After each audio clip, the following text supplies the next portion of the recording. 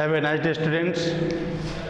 फिर से class 9th Sanskrit. और अब जो हम लोग प्रैक्टिस करेंगे, अभी इसके पहले जो हम लोगों ने 3 चैप्टर को जाना, एक पद्य वाले चैप्टर, कविता वाले चैप्टर, कविता वाले अध्याय, दूसरा द्वितीय अध्याय में हम लोगों ने कहानी को जाना, स्वर्णकाक, और तीसरे अध्याय में हम लोगों ने नाटक को जाना सोमप्रभा के माध्यम से। अब जो हम लोग प्रैक्टिस करेंगे वो है गद्यांश। पाठ्य पुस्तक से जो प्रश्न CBSE में पूछे जाते हैं, पद्यांश, नाट्यांश और गद्यांश, उसमें किस प्रकार के प्रश्न रहते हैं हम एक गद्यांश के माध्यम से आज देखेंगे। इस पे ये गद्यांश इस तरह से दिए रहते हैं और नीचे 3 क्वेश्चन रहता है 3 प्रकार का। आप यहाँ देखो लिखा हुआ है एक पदेन उत्तरतः, जिसमें 2 क्वेश्चन रहते हैं आधे आधे मार्क्स के, हाफ मार्क्स के 2 क्वेश्चन रहेंगे। एक पदेन उत्तरतः जिसका आंसर केवल और केवल एक शब्द में देना है, उसके लिए पूरे सेंटेंस लिखने की ज़रूरत नहीं है। हाँ, आप जो शब्द लिख रहे हैं उसकी स्पेलिंग सही होनी चाहिए, क्योंकि संस्कृत में स्पेलिंग किसी भी साहित्य में, केवल संस्कृत की बात नहीं है, किसी भी साहित्य में स्पेलिंग, उसके वाक्य रचना, वाक्य सेंटेंस स्ट्रक्चर, इस पर ज़्यादा ध्यान दिया जाता है। 2 क्वेश्चन रहेंगे एक पदेन उत्तरतः में, और दूसरा क्वेश्चन रहता है पूर्ण वाक्येन उत्तरतः, मतलब पूरे सेंटेंस में, कंप्लीट सेंटेंस में आंसर लिखने हैं। तो कंप्लीट सेंटेंस में जो आंसर लिखने हैं वो जो भी क्वेश्चन रहेगा। और तीसरा क्वेश्चन होता है भाषिक कार्य, जो इसमें जगह नहीं रहने के कारण अभी हम इसमें, इसके बाद इस दोनों क्वेश्चन के बाद उस पर हम लोग आएंगे। तो ये एक गद्यांश दिया हुआ है। ये गद्यांश जो है चैप्टर नंबर 2 से है,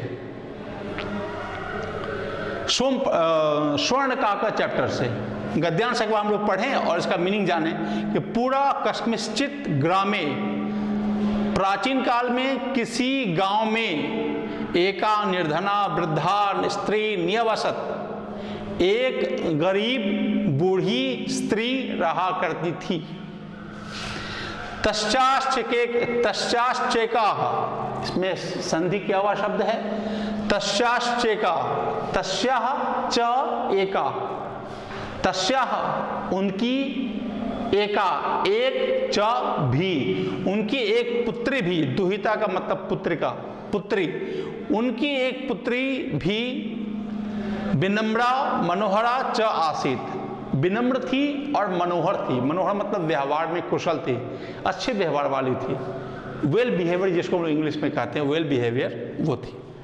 एकदा माता थाल्याम, एक बार माता थाली में, टंडुलानि क्षिप्य, टंडुलान जोड़ अक्षिप्य, टंडुलान जोड़ अक्षिप्य, टंडुलानि क्षिप्य। टंडुल का मतलब होता है चावल, चावल के दाने को बिखेर कर, थाली में निक्षिप्य रख करके, बिखेर कर।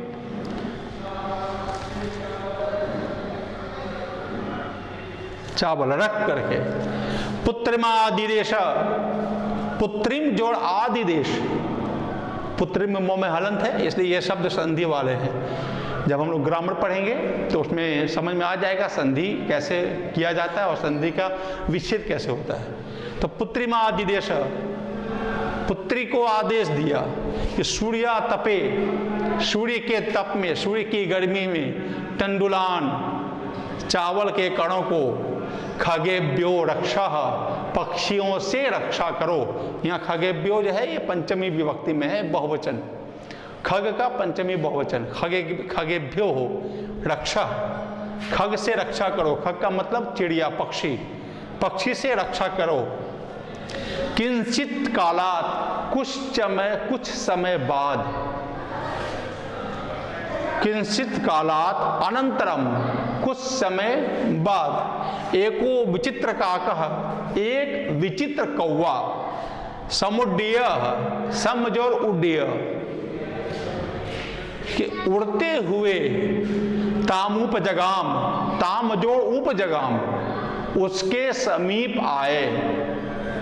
तो अब ये पूरे सेंटेंस का मीनिंग हो गया। एक, प्राचीन काल में, प्राचीन समय में किसी गांव में एक, प्राचीन काल में या प्राचीन समय में किसी गांव में एक निर्धन वृद्धा यानी बूढ़ी रहा करती, बूढ़ी स्त्री रहा करती थी। उसकी एक बेटी भी विनम्र और मनोहर थी। एक बार माता थाली में चावल के दानों को या चावल को थाली में रखकर पुत्री को आदेश दिया कि सूर्य के धूप में, मतलब सूर्य के ताप में, मतलब धूप में रखे हुए चावल के कणों को पक्षियों से बचाओ। खगेभ्यो बहुवचन में है, ये पंचमी बहुवचन में, पक्षियों से बचाओ। किंचित कालात अनंतरम, कुछ समय के बाद, एको विचित्र काकः समुद्रे हस्तामुपजगाम, एक विचित्र कौवा उसके पास उड़ते हुए उसके पास आया। ये एक छोटा पैराग्राफ है, अनुच्छेद है, पैसेज है। अब इस पर जो प्रश्न दिए गए वो प्रश्न मैंने अपने तरीके से दिया है।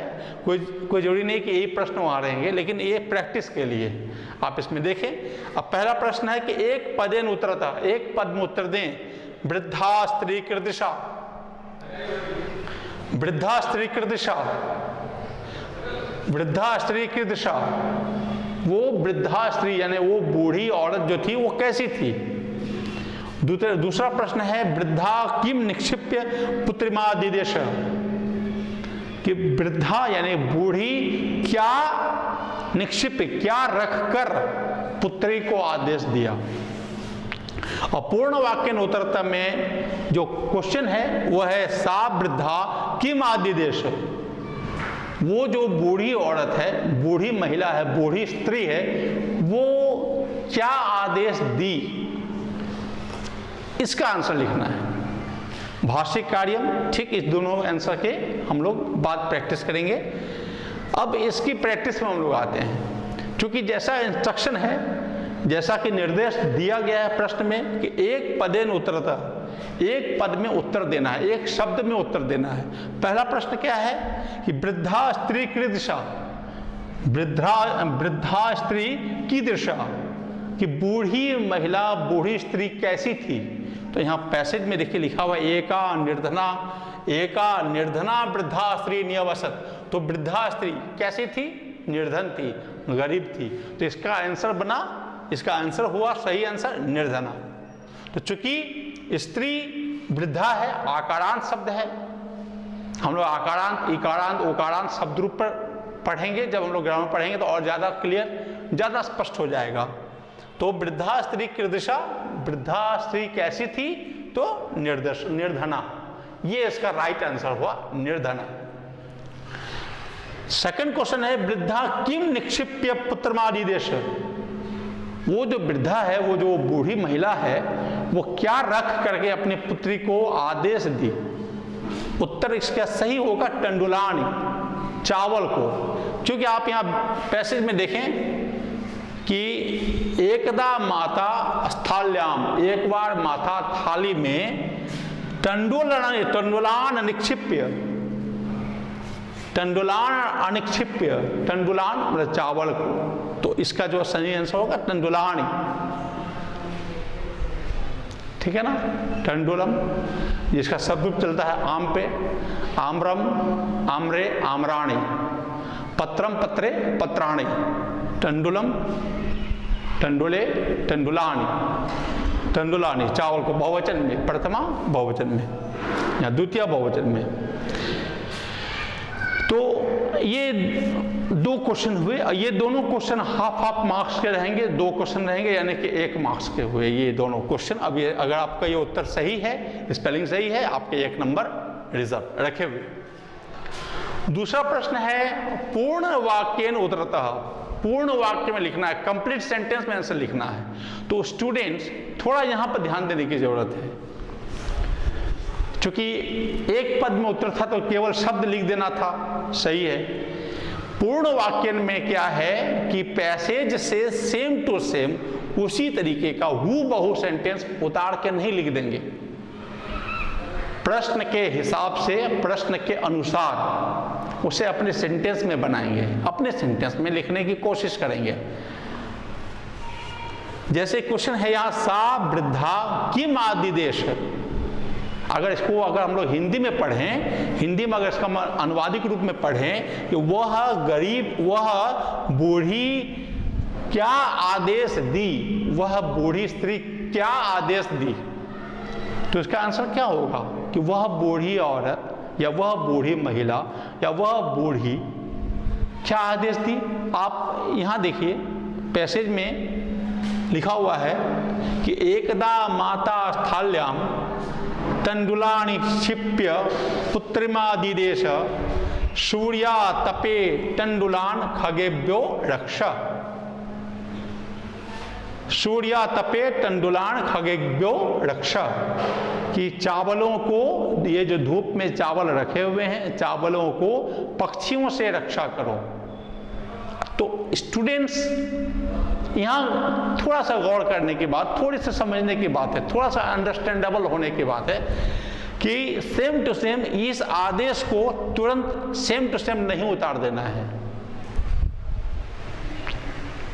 अब इसको अपने सेंटेंस में बनाना है, कोशिश करना है, प्रैक्टिस तो करने से हो जाएगा, क्योंकि अभी समय है आपके पास, और अगर आप प्रैक्टिस करना शुरू करेंगे तो धीरे धीरे इसको आप अपने शब्दों में लिखना आरंभ कर देंगे। तो अब इसका अगर हम हिंदी में अगर अनुवाद करके अगर आंसर लिखें या आंसर बताएं तो क्या होगा कि वह वृद्धा क्या आदेश, वह वृद्धा चावल, धूप में चावल को पक्षियों से रक्षा करने का आदेश दिया। ये बनेगा उत्तर, ये बनेगा ना कि वह वृद्धा धूप में रखे चावल को पक्षियों से बचाने का आदेश दिया, कि धूप में जो चावल रखे हुए हैं उसको पक्षी से बचाना है, ये आदेश था।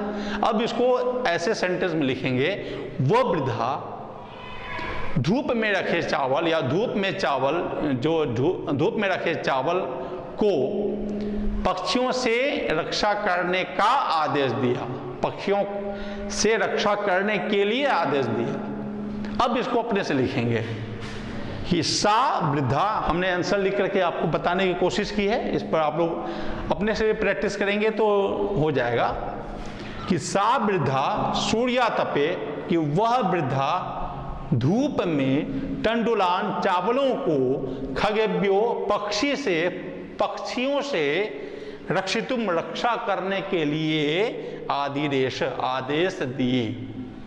वह वृद्धा, वह बूढ़ी धूप में चावलों को, धूप में रखे चावलों को पक्षियों से बचाने का या पक्षियों से रक्षा करने का आदेश दी।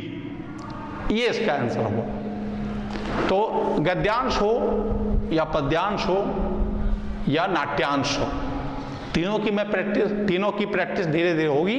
अभी मैं गद्यांश की प्रैक्टिस आपके सामने रख रहा हूँ, आपने रखा, आपने देखा इसको।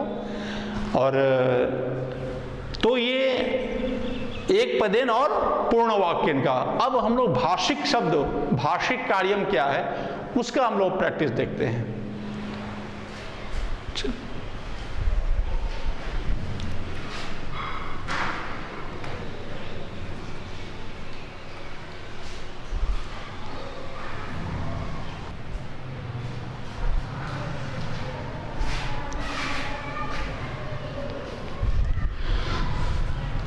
तो अभी गद्यांश में हम लोगों ने एक पदेन उत्तरतः, पूर्ण वाक्यन उत्तरतः, और अब जो तीसरा सेक्शन है इसका वह है भाषिक कार्यम। ये भाषिक कार्यम चाहे वो नाट्यांश में हो, गद्यांश में हो या पद्यांश में हो, या जब हम लोग अपठित गद्यांश में भी, यानी कि अनसीन पैसेज में भी, ये जो भाषिक कार्यम होता है ये मिसलेनियस क्वेश्चन होता है। मिसलेनियस क्वेश्चन मतलब विविध प्रश्न, कहीं से भी कुछ भी, उस गद्यांश में किसी भी पद को उठा करके, किसी भी शब्द को उठा करके कुछ भी प्रश्न किया जा सकता है, इसका संधि विच्छेद करें, इसका विलोम शब्द बताएं जो गद्यांश में प्रयोग हुआ है।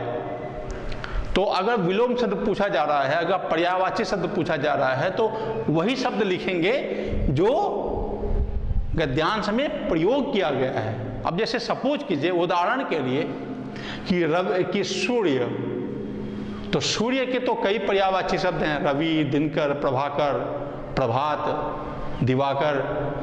अगर गद्यांश में दिनकर शब्द का प्रयोग है तो उस समय अगर प्रश्न में रवि का पर्यायवाची लिखने के लिए कहा जाए कि कौन सा शब्द गद्यांश में प्रयोग हुआ है, तो उसका आंसर उस समय दिनकर सही होगा, क्योंकि दिनकर शब्द का प्रयोग गद्यांश में किया गया है।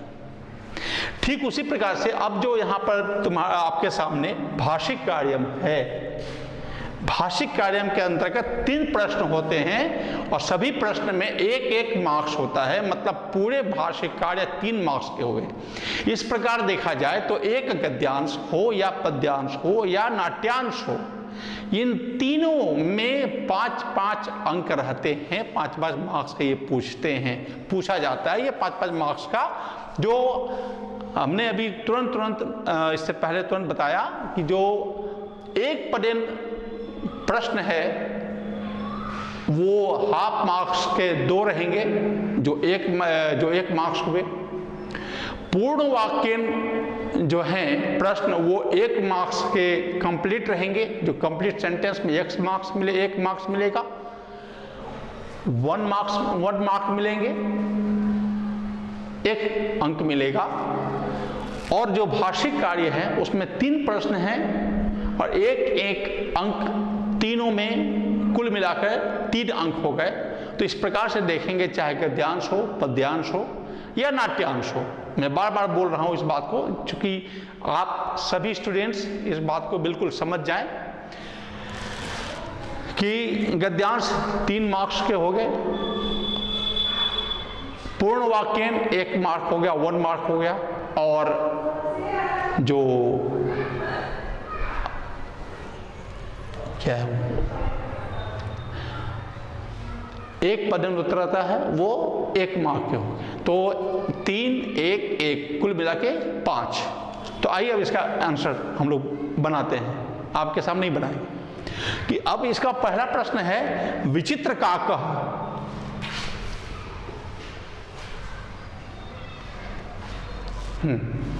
विचित्र काकः पदयो विशेषण पदम किम। विचित्र काकः पदयो विशेषण पदम किम। ये शब्द आपके सामने दिया गया है कि विचित्र काको,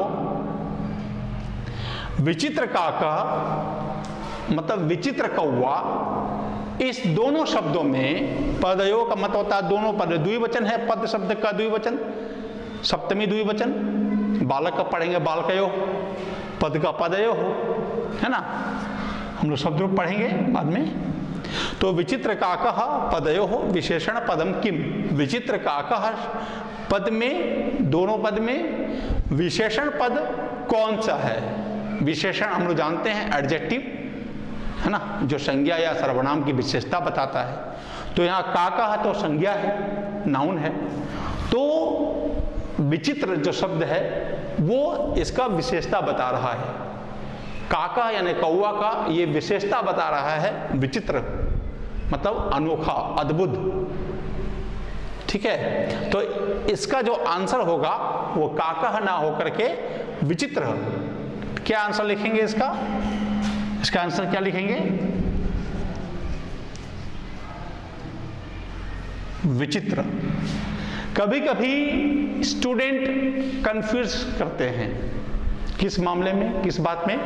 तो यहाँ जैसे सपोज कीजिए इसी प्रश्न को अगर मैं इस तरह से लिखा रहा था कि विचित्र काकः पदयो विशेष पदम किम। विशेष पद और विशेषण पद ये 2 शब्द हैं। विशेष, विशेषण। विशेषण मतलब जो संज्ञा अथवा सर्वनाम की विशेषता बताए। क्लियर है? अब यहाँ इस पद में किसकी विशेषता, कौन सा ऐसा संज्ञा या कौन सा ऐसा सर्वनाम है जिसकी विशेषता बताई जा रही है। तो इस शब्द में काकः संज्ञा है और इसकी विशेषता बताई जा रही है, इसलिए काकः विशेष्य होगा।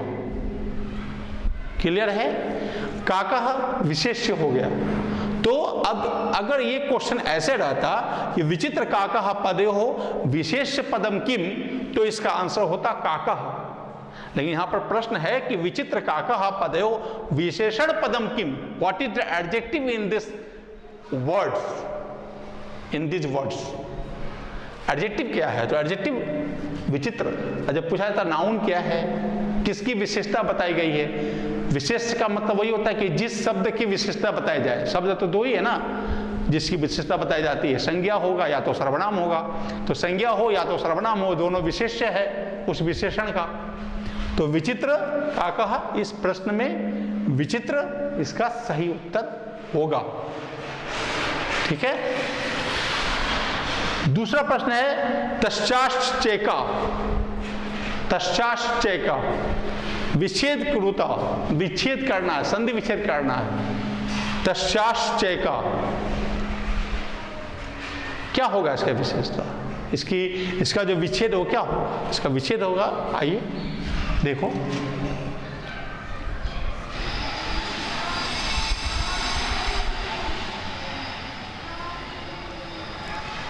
क्लास 8 में जब आप लोग थे तो उसमें मैंने बताया था विसर्ग संधि में तालब श, मूर्धन्य श और दंत स, इन तीनों का कहाँ कहाँ प्रयोग होता है विसर्ग संधि में। तो यहाँ तश्चास या तालब श जो है संयुक्ता अक्षर है, तो इसका मतलब तश्चा में विसर्ग लगा हुआ है, तो वो विसर्ग से अलग किया गया। जोड़ संधि विच्छेद में हम लोग प्लस चिन्ह का प्रयोग करते हैं, आपको पता है। च जोड़ एका, ये इसका राइट आंसर है। तस्याह जोड़ च जोड़ एका, ये इसका राइट आंसर। तस्याह जोड़ च जोड़ एका, इस प्रश्न का तश्चाश्चय का विच्छेदम कुरुता। अब इसका ये राइट आंसर है। तो सिर्फ जो प्रश्न पूछे जा रहे हैं सिर्फ वही लिखना है। कई स्टूडेंट को मैंने देखा है कॉपी चेक करते समय कि 9th 10 वाले स्टूडेंट को भी, एक आध कुछ स्टूडेंट को मैंने देखा है ये भाषिक कार्य में भी पूरे सेंटेंस में आंसर देते हैं। जैसे सपोज कीजिए क्या लिखते हैं वो, विचित्र कार्य काकः पदयो विशेषणम पदम अस्ति विचित्र, तो ये लिखने की जरूरत नहीं है। ठीक है। विचित्र काकः पदयोः विशेषण पदम विचित्र अस्ति, ये लिखने की पूरा जरूरत नहीं है, सिर्फ आपको लिखना है विचित्र। सेकंड में क्वेश्चन है तश्चाश्चेकः विच्छेदम कुरुतः, तो सिर्फ ये नहीं लिखना है तश्चाश्चेकः विच्छेदम अस्ति, ये नहीं। तश्चाश्चेकः विच्छेदम कुरुतः नहीं लिखना है आपको, क्वेश्चन नहीं लिखना है, केवल क्वेश्चन का नंबर दीजिए, क्वेश्चन का ये नंबर दीजिए, ये नंबर दीजिए और केवल ये आंसर लिखिए। क्लियर है। अब तीसरा प्रश्न इसका, पुत्री पदस्य किम पर्याय पदम गद्यांशे प्रयुक्तम। चलिए, पुत्री पदस्य किम पर्याय पदम गद्यांशे प्रयुक्तम। पुत्री शब्द का क्या पर्याय शब्द इस गद्यांश में या गद्यांश में प्रयुक्त किया गया है, प्रयोग किया गया है। पुत्री शब्द का, पुत्री शब्द के भी कई पर्यायवाची शब्द आप लोग हिंदी ग्रामर में पढ़ते ही होंगे, जानते भी हैं कि पुत्री शब्द का कौन सा पर्याय शब्द इस गद्यांश में प्रयोग किया गया है। तो आप गद्यांश का दूसरा नंबर वाले जो गद्यांश के जो द्वितीय सेंटेंस है ना, द्वितीय वाक्य है, इस पर देखें। द्वितीय ये सेकेंड लाइन में देखें लिखा हुआ है, तश्चाश्चेका दुहिता विनम्रा मनोहरा च आसीत। उसकी बेटी, उसकी एक बेटी है ना, एका मतलब एक, तस्या मतलब और, ठीक है। उसकी एक बेटी है ना दुहिता, एक बेटी विनम्रा मनोहरा च आसीत, विनम्र और मनोहर थी। तो यहां पर दुहिता इसका सही पर्यायवाची शब्द का यहां पर सही आंसर है दुहिता, क्योंकि इसका प्रयोग गद्यांश में किया गया है। तो क्या लिखेंगे इसका आंसर?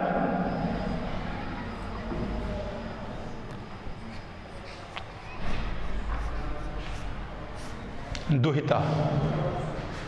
तो ये गद्यांश की एक प्रैक्टिस 5 मार्क्स का, 1 मार्क ओनली, एक पदेन उत्तरतः 1 मार्क, पूर्ण वाक्यन उत्तरतः और 3 मार्क्स भाषिक कार्यम।